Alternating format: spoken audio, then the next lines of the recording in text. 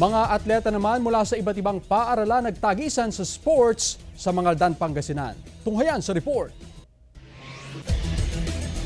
Nagpasiklaban sa sports ang mga atleta mula sa iba't ibang paaralan sa isinagawang district meet sa Mangaldan, Pangasinan. Sa Mangaldan National High School isinagawa ang sepak takraw at volleyball tournament.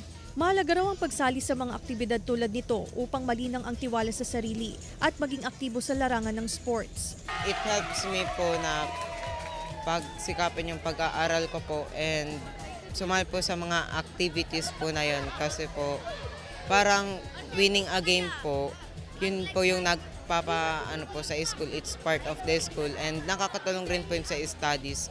Ganon din po yung mga sumasali po sa mga activities po.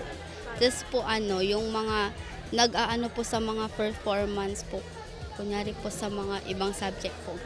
Ayon sa pamunuan ng paaralan, malaking tulong ang athletic meet upang maibalik ang dedikasyon ng mga estudyante sa pag-aaral at maiwasan ang madalas na pagliban sa klase. In-involve din po natin sila sa mga sports activities natin para sa ganon na naman din po yung layunin, yung ma-develop nila yung self-confidence nila.